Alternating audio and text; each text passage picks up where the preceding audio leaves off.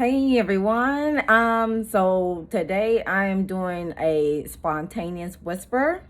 It will be on my YouTube channel, the Honey Soul Child Bottega YouTube channel. So please sure to check that out. As well as if you missed last week's videos, I did not post any. However, I did post every card that is associated with that day.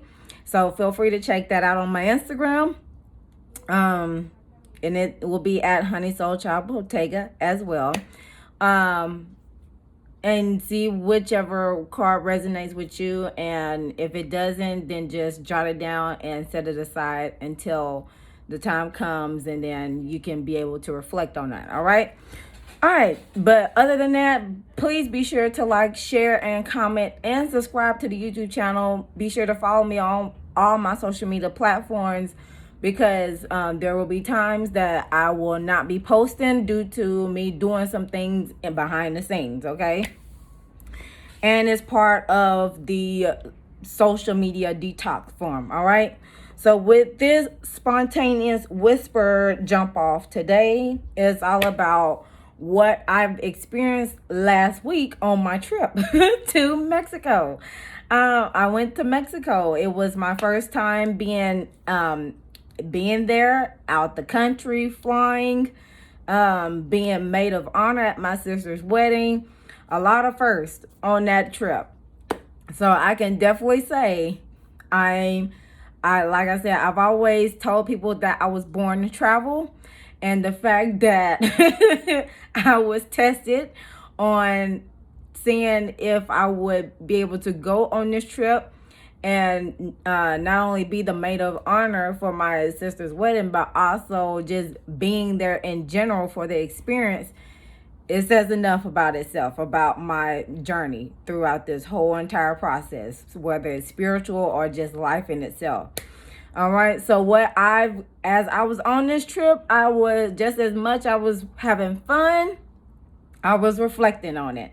So, I would share you the fun parts, but that'll be on a separate video. Now I'm showing you the reflective parts, because I feel like, as I am, going through my journey, I'm pretty sure people are going through their journey as well. And I feel like I need to say this in order to get this out of my system, because it may help someone. All right. In the long run, it may not help you now, but it may help in the long run. Like I said before in all my videos, everyone is due to their free will. You are able to make your own decisions. I cannot change anyone. Neither you can change anyone. It's only you or that person is willing and able to change for themselves for an individuality aspect. Okay. So with that being said, the things that I learned on this trip, all right, was to, as on the 7th of June, it was the first quarter moon in Virgo, which was assessing the situation. And Virgo energy is all about, analytical stuff, trying to weed out the things that don't serve your purpose and try to tune up the things that you want to amplify in your life. Virgo signs are mutable, and they are associated with the throat chakra because their ruling planet is Mercury. Okay, Mercury is the planet of communication. All right. And then for as tomorrow being the full moon in Sagittarius, the ruling planet for Sagittarius is Jupiter. Jupiter is the biggest planet in the solar system, and which means expansion, luck, higher thinking, higher education, philosophical thinking, and those aspects, higher consciousness, put all in the nutshell. And with the full moon being in Sagittarius, you're seeing things in a bigger picture, and the bigger aspect, another perspective. So the fact that I was able to be on this trip and experience this without being on social media like that is all the experience I need, because I was able to, again, Play around and then reflect. Play around and then reflect. Because we have seen people on this trip conquer their fears, as well as embracing one another, loving on each other, cracking jokes, making sure everybody is all right if they've been hungover and stuff like that, or they're feeling bad. That's what you need in your life. All right. And then at the same time, while we was at this resort, there were people celebrating birthdays, celebrating weddings, celebrating anniversaries, or either just having a good time in general. Like, this is what you really need to be doing in your life. When people say live your best life, you really should do that. Live your best life. Because you only have one life. And the fact of the matter that I was able to conquer my fear to get on a darn plane and go to another country and be beside my soul sister in her wedding was enough for me to be like, okay, this is really happening. This is really what is going on. It put things into a whole nother perspective. So the whole message today is I encourage you all to decide what you really want in your life. I mean, really, get your house in order. Y'all know the gospel song, Get Your House in Order?